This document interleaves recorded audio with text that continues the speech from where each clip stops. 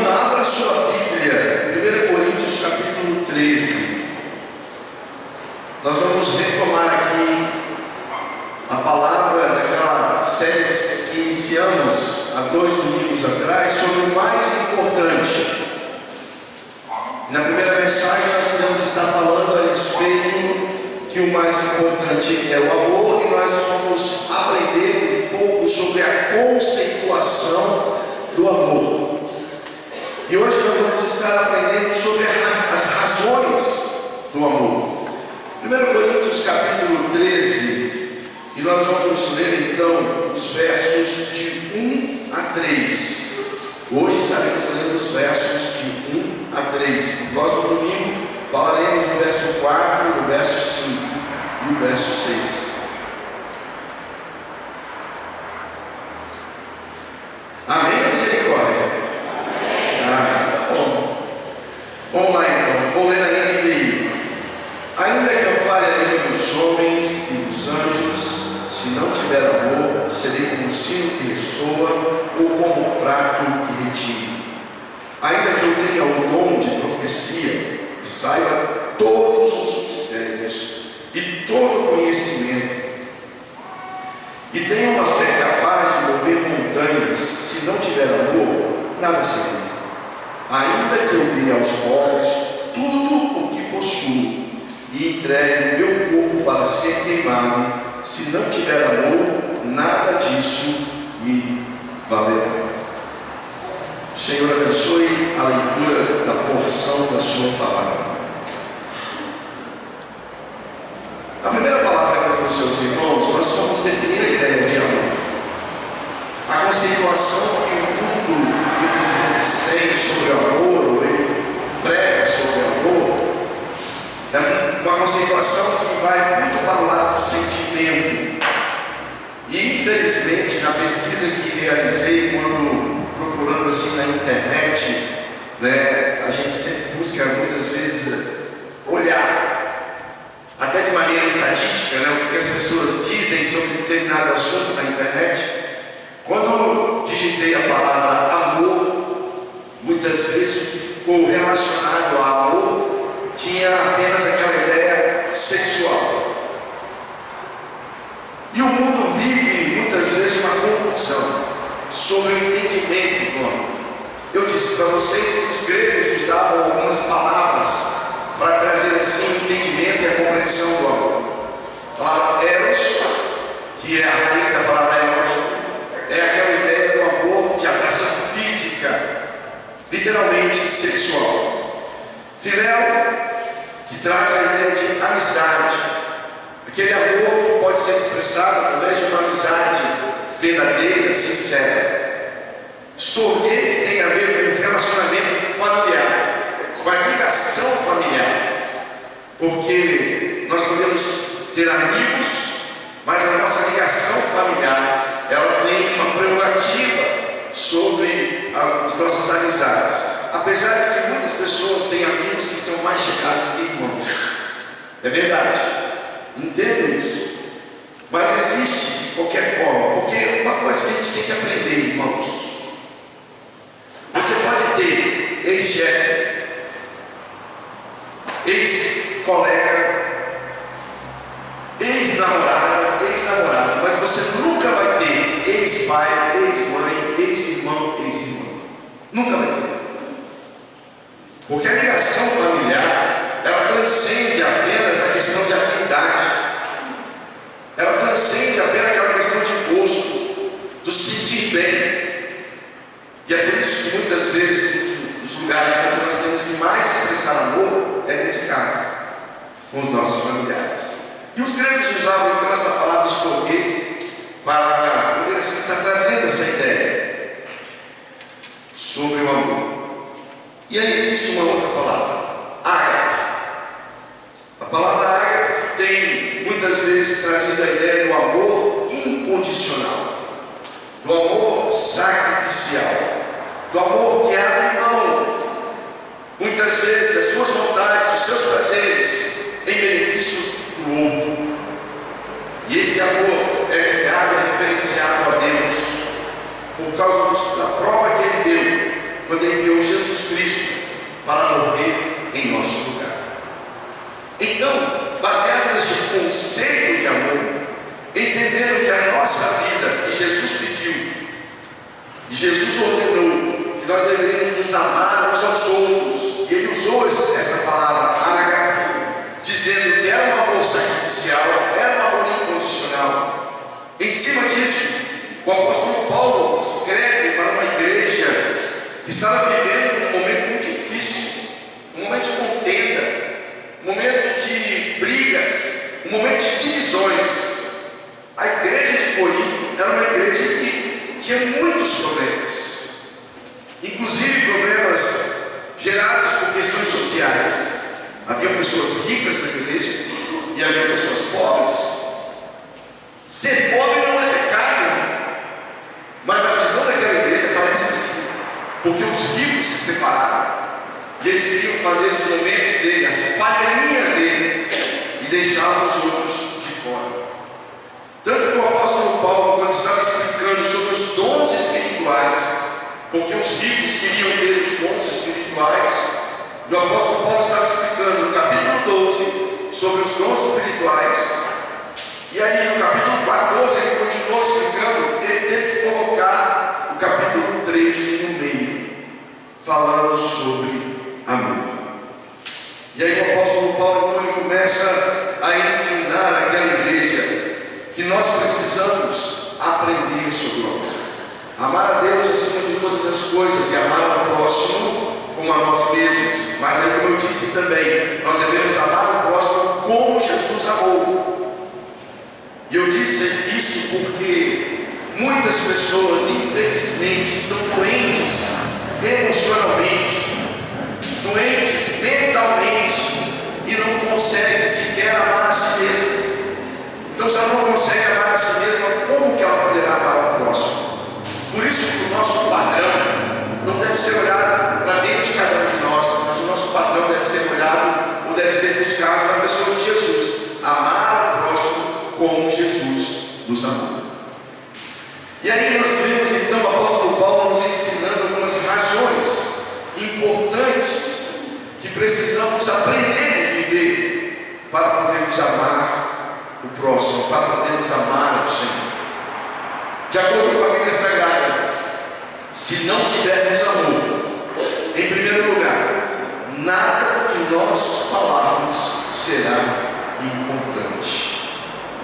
Nada que nós falarmos será importante. Versículo 1 diz assim: ainda que eu fale as línguas dos homens e dos anjos, se não tiver amor, serei como um sino que ressoa ou como um prato que retine. A falta de amor gera descrédito nas nossas palavras.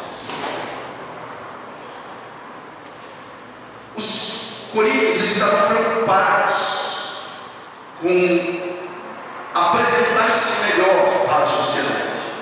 Eram pessoas, na sua grande maioria, cultas, e buscavam então conhecer vários idiomas.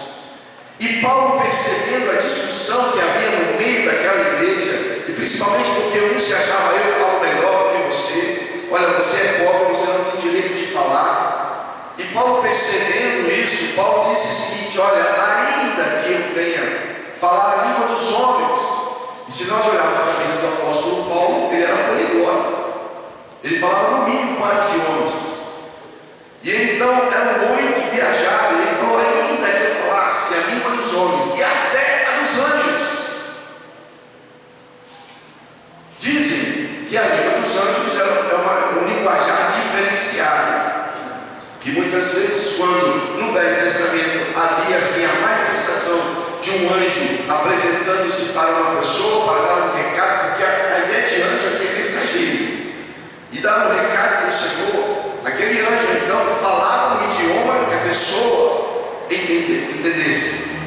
Mas a linguagem dos anjos, segundo os estudiosos, é algo diferente, muitas vezes não compreendida, não compreensível. E então o apóstolo Paulo fala: ainda que eu viesse falar até a língua dos anjos, que é algo difícil, se eu não tivesse amor, se eu não tiver amor, apenas estarei fazendo pessoas estão mais interessadas em perceber o quanto nos importamos com elas do que em ouvir o que temos a dizer. Muitas vezes a gente acha que falar é o que a pessoa precisa. A gente acha que dizer alguma coisa para a pessoa é o que ela precisa da gente. Mas na minha compreensão, olhando o que a palavra de Deus nos ensina, as nossas atitudes têm que transcender as nossas palavras. Você já lidou com aquela pessoa que quando você fala alguma coisa, ela sempre tem que falar algo melhor e mais importante do que você falou? Já lidou quando você estava contando uma experiência, de repente você conta que eu fui aqui e tal, e quebrei a perna, né? Caí de bicicleta, quebrei a perna. Aí a pessoa estava conversando com você, rapaz, que coisa, né? Mas olha só, comigo eu estava andando assim, veio uma bicicleta, bateu em mim, eu caí, quebrei a perna, quebrei o braço e tal. A pessoa sempre contando alguma coisa a mais. Você já lidou com aquela pessoa que ela sempre tem que dar a última palavra? Isso acontece muito no grupo do WhatsApp. Nos grupos do WhatsApp, você coloca uma frase, você coloca uma citação, aí vem um indivíduo lá, vem um abençoado para colocar, aí ele faz um discurso enorme, dizendo assim, que a minha palavra, ela tem que ser mais importante do que a sua. Aquilo que você colocou, eu não simplesmente curti, parabenizei, disse amém, alguma coisa, não, mas a minha palavra tem que ser a última, eu tenho que dizer. Existem pessoas no nosso meio, nas nossas igrejas, que elas se pegam muito por essa ideia da palavra, que a palavra delas é mais importante, que a palavra delas tem que ser ouvida, que a palavra delas tem que ser obedecida. Se nós temos que ouvir, temos que obedecer, a palavra tem que ser a palavra de Deus. Se a pessoa estiver falando a palavra de Deus, nós devemos dar crédito a esta pregação. Mas como eu disse no início, a falta de amor gera descrédito às nossas palavras, porque nós não sabemos falar. Muitas vezes falamos com o intuito egoísta, muitas vezes falamos com o intuito de podermos estar aparecendo, de podermos estar sendo melhor no meio das pessoas. A Bíblia nos ensina que nós temos que estar prontos para ouvir e tardios para falar. Mas hoje em dia a gente quer falar na lata, instantaneamente. Principalmente quando alguém chega e fala alguma coisa para a gente, e a gente se enche de justiça, né, e quer rebater aquilo que a pessoa falou. Se eu não estou enganado, eu acho que hoje, na maioria das classes, vocês vão estar estudando a 13ª lição dos mandamentos específicos. Não falem mal uns dos outros. Não falem mal uns dos outros.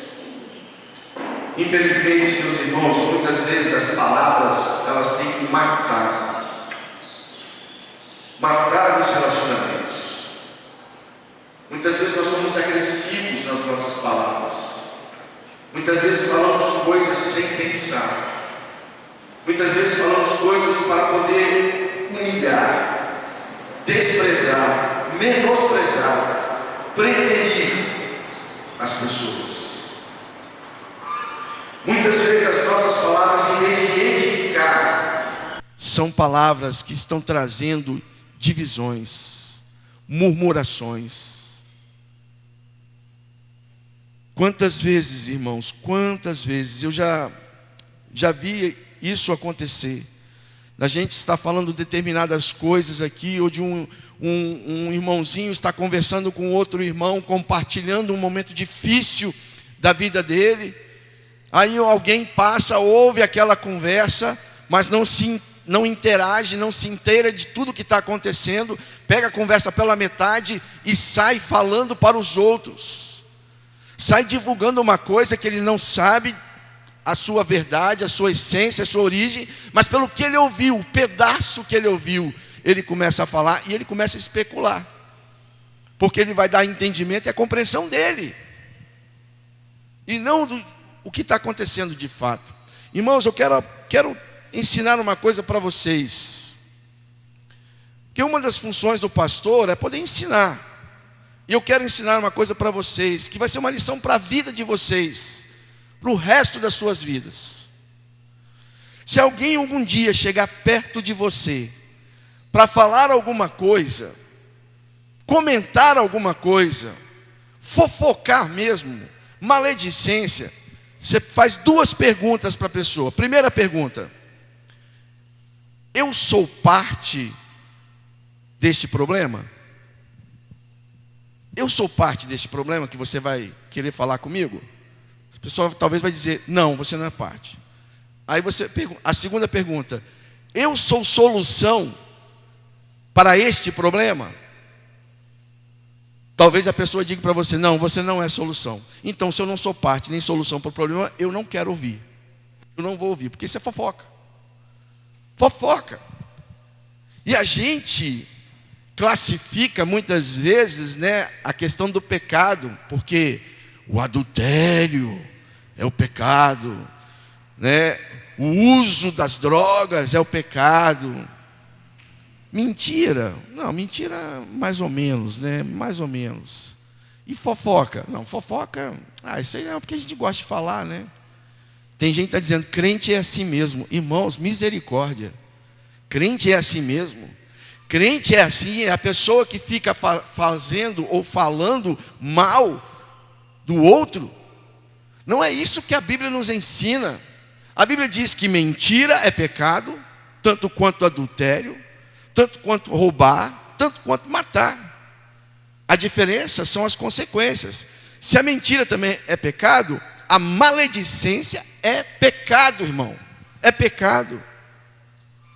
E tem gente que faz o seguinte: eu não vou ali falar porque eu estou com a língua coçando e depois eu peço perdão a Deus. Pecado premeditado ainda. Porque acha normal. E o apóstolo Paulo está dizendo o seguinte: olha, você pode falar todos os idiomas do mundo que os homens entendam, inclusive a língua dos anjos, que não é compreendida pelos homens. Mas se você não tiver amor, você só está fazendo barulho.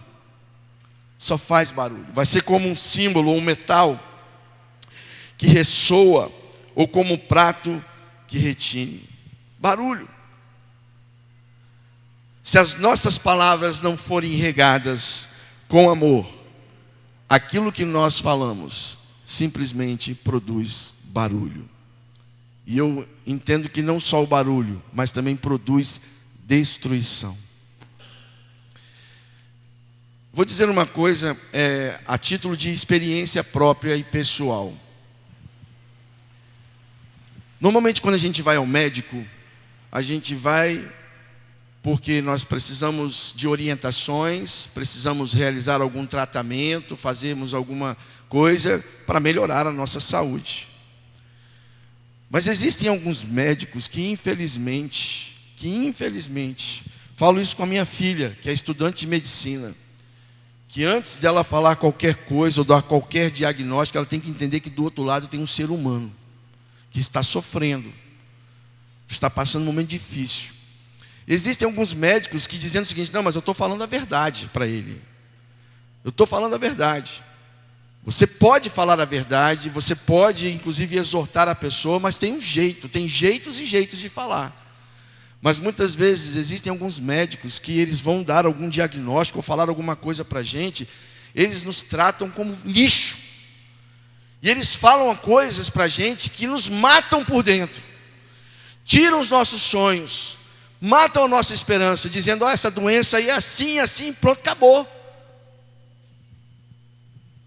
E mesmo nós sabendo que temos um médico dos médicos, que é Jesus, que pode nos curar, pode nos restaurar, mas a gente sai muitas vezes do consultório médico totalmente abalado, abatido, destruído, e eu posso dizer, muitas vezes morto por dentro, por causa daquelas palavras, porque não soube colocar, porque não soube tratar. Então eu entendi e aprendi, olhando para a palavra de Deus e na visão do apóstolo Paulo, que a maneira como nós vamos falar, ela tem que, em primeiro lugar, eu tenho que olhar para quem eu estou falando. Quem é a pessoa que vai estar ouvindo as minhas palavras? E depois eu tenho que perceber o seguinte: como eu vou falar? Como eu vou falar? E é algo que eu tenho que procurar aprender. Eu, pastor Marcelo, tenho que procurar aprender na minha vida. Porque muitas vezes eu falo determinadas coisas para algumas pessoas, falo de um jeito, talvez de um jeito amoroso, de um jeito carinhoso. E de repente com outras pessoas, talvez por conta de várias situações que estão acontecendo, eu talvez deva ter me expressado de uma maneira mais rude, mais nervosa, podemos assim dizer. E eu preciso aprender isso porque eu tenho que ter domínio próprio. E o domínio próprio é fruto do Espírito. E eu preciso cultivar isso na minha vida. Por isso, quando eu olhei para este texto, e eu olhei para esta razão que o apóstolo Paulo coloca sobre o sentido e o significado do amor, se eu não souber, se eu não estiver dizendo de maneira amorosa, nada do que eu vou falar vai ser importante. Meu irmão, minha irmã, pense e lembre que as suas palavras, elas dão um toque na vida da pessoa e podem dar um toque para a eternidade. Palavras ditas com amor, com um amor verdadeiro, elas podem aproximar. Palavras ditas sem amor, elas tendem a separar, distanciar as pessoas. Pensa na maneira como você está falando. Agora, para você que é casado, pensa na maneira como você está falando com a sua esposa. Pensa na maneira como você está falando com o seu esposo. Pais, pensem na maneira como vocês estão falando com seus filhos. Filhos, pensem na maneira como vocês estão falando com seus pais. Porque as nossas palavras, se forem ditas com amor, elas vão conseguir superar todas as dificuldades, os problemas, as diferenças, as opiniões divergentes. Não estou dizendo que nós temos que apenas ter uma opinião, porque cada um de vocês tem uma opinião, tem um ponto de vista. Mas quando nós falamos com amor, nós mostramos que nós respeitamos a sua opinião, respeitamos o seu ponto de vista, e nós vamos conviver cordialmente, mesmo tendo pensamentos diferentes. Mesmo tendo pensamentos diferentes. E muitas vezes, meus irmãos, há um erro da nossa parte, que eu entendo que a gente tenta, agora falando no quesito da igreja, como a sua missão de falar ao mundo sobre o amor de Deus, sobre Jesus, sobre essa luz de Cristo, né, que pode iluminar a vida das pessoas. Muitas vezes nós queremos forçar, e com as nossas palavras nós estamos forçando pessoas a tomarem uma decisão, a se decidirem ao lado de Jesus. Irmãos, não é você, não sou eu que converte a pessoa, é o Espírito Santo de Deus. É o Espírito Santo que converte. Então, a sua única, podemos dizer assim, a sua única atividade é falar testemunhando, mas nunca cobrando, exigindo. Você pode fazer um apelo, sim. Pode fazer o apelo, orar pela pessoa se ela tomar uma decisão ao lado de Cristo. Mas se a pessoa não toma a decisão, se ela não se manifesta naquela hora que você está evangelizando, você fica o tempo todo insistindo, falando. E tem gente que fala que se você não aceitar Jesus, você vai para o inferno. Se torna até agressivo. E começa a falar alto, começa a gritar. Normalmente quem grita e quem fala alto é porque não tem argumentos para poder estar discutindo ou tratando de um determinado assunto.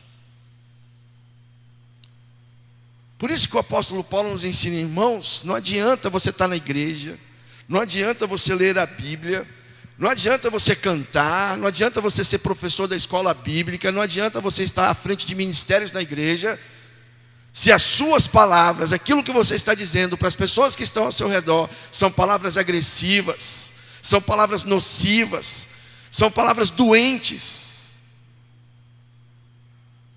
Por isso, as nossas palavras precisam ser palavras que tratem e que reflitam amor. O amor é mais importante do que as palavras, e as palavras só terão importância se estiverem baseadas em amor.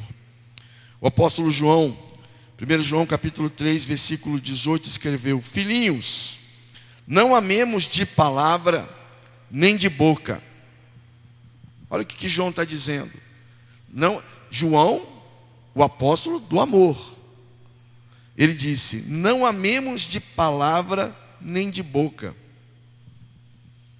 Porque falar é muito bom, falar é bonito, o discurso é bonito.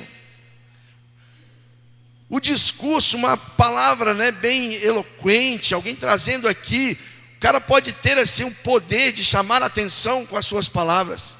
Mas eu quero dizer uma coisa para vocês: Deus não está interessado nos grandes oradores, naqueles que falam, nesses gurus aí da comunicação. Deus está interessado no que o seu coração está produzindo. Aí João fala, ó, não amemos de boca nem de palavra, mas em ação e em verdade. Por isso que eu digo que o amor não é um sentimento. O amor produz sentimentos, mas ele não é um sentimento. O amor é uma escolha. O amor é uma atitude, ou atitudes que você passa a ter em relação ao seu próximo. Sem amor, nada do que falarmos será importante. Segundo, sem amor, nada do que soubermos será importante. O versículo 2 diz assim: ainda que eu tenha um dom de profecia e saiba todos os mistérios e todo o conhecimento, se não tiver amor, nada serei. A falta de amor gera descrédito ao nosso conhecimento. O conhecimento sem amor é apenas uma demonstração de soberba, de orgulho. 1 Coríntios capítulo 8, versículo 1, o apóstolo Paulo escreveu: o conhecimento traz orgulho, mas o amor edifica. Para ser relevante, o conhecimento deve estar baseado no amor. As pessoas não querem ficar impressionadas com o quanto nós conhecemos e podemos lhe ensinar, mas sim com o quanto que nós nos importamos com elas. Às vezes estamos preocupados apenas em passar conhecimento, passar informação, e nos esquecemos do mais importante, que são as pessoas, de nos importarmos com elas. As tarefas, as atividades são boas, são importantes. E no que diz respeito à igreja de Jesus, as tarefas, as atividades que nós realizamos aqui, os eventos que nós realizamos, são importantes. Mas eu quero dizer uma coisa para vocês, que baseado no conhecimento que o apóstolo Paulo nos passa aqui, as pessoas são mais importantes do que as tarefas. As pessoas são mais importantes do que as coisas. E muitas vezes nós, talvez impregnado com uma ideia de que temos que fazer, nos preocupamos muito mais com as tarefas e nos esquecemos das pessoas. Nos preocupamos muito mais em estar reunidos, passando conhecimento para as pessoas, e nos esquecemos de estar olhando para aquela pessoa e perguntar: e aí? Está tudo bem? Está tudo bem com você? Sua saúde? E esse é um relacionamento que a gente desenvolve quando nós aprendemos a discipular alguém. Quando nós nos comprometemos a discipular alguém. Porque quando você está discipulando uma pessoa, você não está passando conhecimento bíblico, teológico, eclesiológico para a vida da pessoa. Quando você está discipulando uma pessoa, você está passando vida. Vida na vida. Vida na vida. Isso é discipulado. E você usa a palavra de Deus como base para passar vida na vida.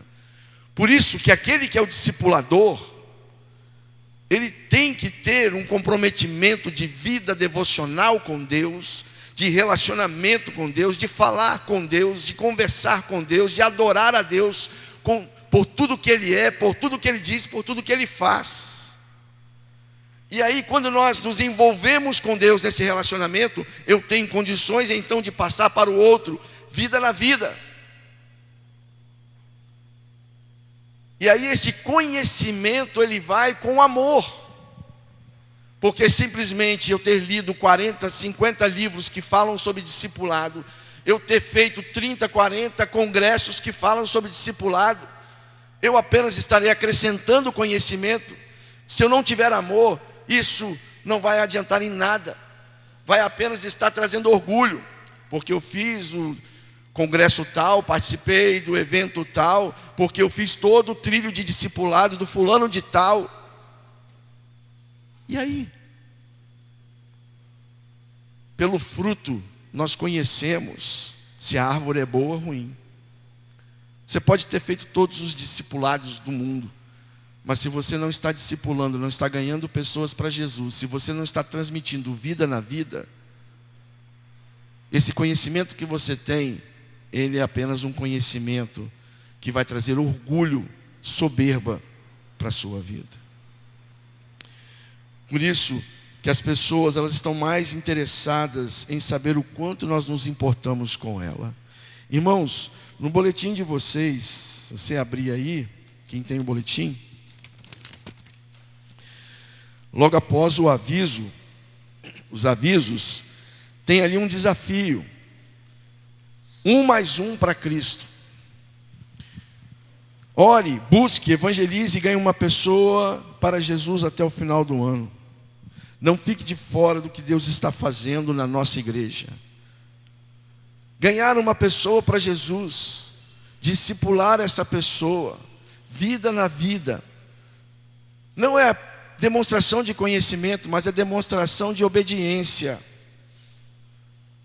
A gente obedecer a Deus. Obedecer é diferente de conveniência. Tem gente que acha que por ser conveniente está fazendo, obedecendo a Deus. Obedecer muitas vezes ele vai além da compreensão. Porque Deus nos manda fazer algumas coisas que a gente fala, Senhor, é verdade, eu vou ter que fazer isso, vai além da compreensão. Lembra lá de Pedro? Pedro e os discípulos e alguns pescadores, né? Antes dele se tornar discípulo, ficou a noite inteira pescando. Aí ele estava de manhãzinha lá na praia, lavando a sua rede. Chega um camarada, que ele ficou sabendo que o nome dele era Jesus, pediu para entrar no barco de Pedro, entra no barco de Pedro, pediu a Pedro para empurrar o barco um pouquinho, para ele ficar numa posição mais confortável, ele poder falar para a multidão que estava ali. Pedro fez, depois ele foi lá e continuou lavando as redes, porque ele trabalhou a noite toda. Jesus falou várias coisas. Depois Jesus falou assim: Pedro, entra no barco, me leva para um lugar ali mais de águas profundas. Aí Pedro pensou, acho que ele quer dar uma volta de barco, né? Vai dar uma volta. E aí então Pedro entrou, talvez alguns outros pescadores entraram com ele no barco, e eles foram. E aí Jesus falou assim: Pedro, joga a rede aqui. Joga a rede aqui. Qual foi a resposta de Pedro? Senhor, nós trabalhamos a noite inteira. A noite inteira. Não pegamos nenhuma piabinha para a gente fritar ali na praia. Nada. Mas porque o Senhor está mandando, eu vou fazer. E ele fez. E ele jogou a rede. E depois a rede veio lotada de peixes. E ele teve que chamar os amigos que estavam na praia para poder ajudar, porque o barco estava adernando de tantos peixes. Gente, quando eu olho para esse texto, quando Pedro fala assim, Senhor, eu acho que nessas palavras, Pedro, aí é na minha imaginação, tá, gente? Eu estou fazendo uma inferência teológica aqui, não está escrito na Bíblia isso, é apenas algo da minha reflexão.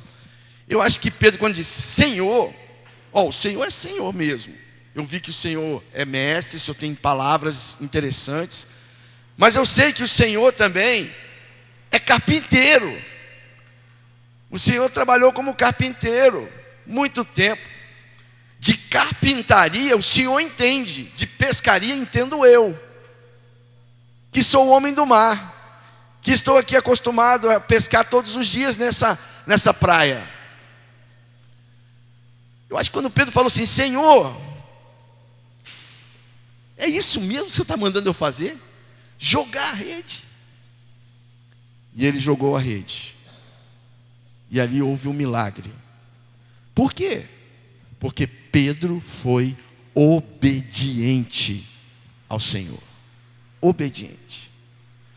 Pedro tinha todo o conhecimento e dominava todas as estratégias de pescaria. Não era à toa que ele tinha uma empresa. E ele tinha funcionários. Ele era conhecido como um pescador, como um homem experiente. Todo o conhecimento que ele tinha, mas todo o conhecimento que ele tinha não adiantou de nada, porque ele passou a noite inteira pescando e não pegou nada.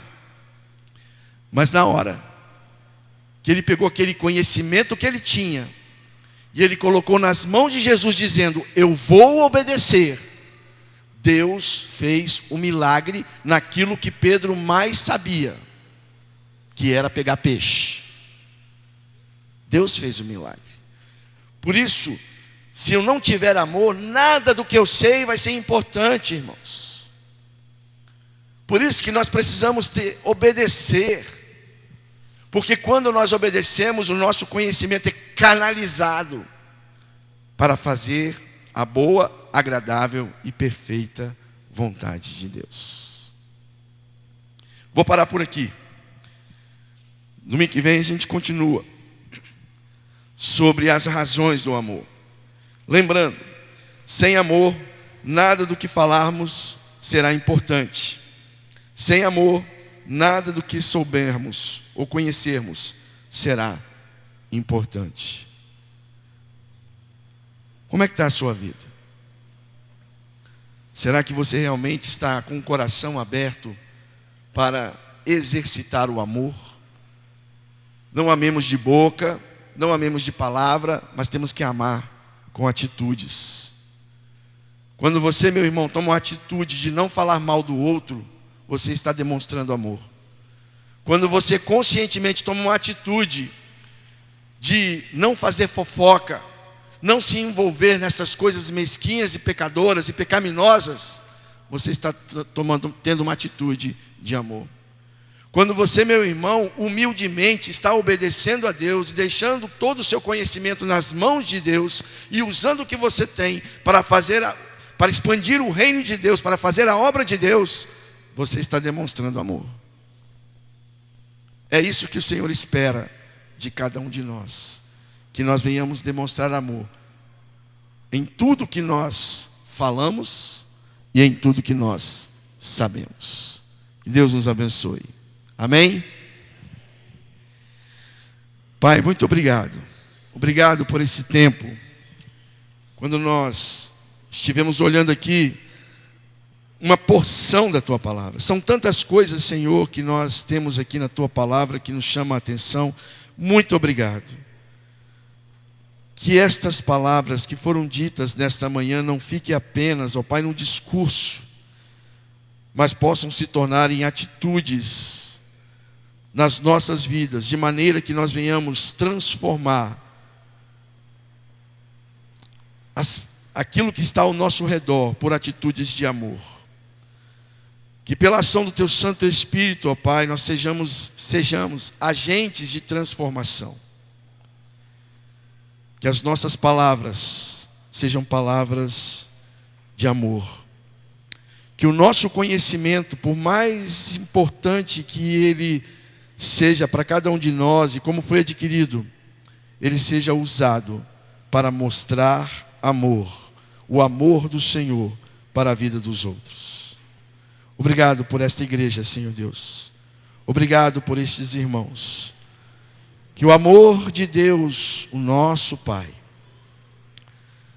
esse amor que é a essência do próprio Deus, a graça salvadora, perdoadora, transformadora de Jesus, e a comunhão do Santo Espírito que nos faz olhar para o próximo como Jesus, que nos faz olhar para aqueles que estão ao nosso redor com compaixão, esteja com todos nós, desde agora e para sempre. Amém.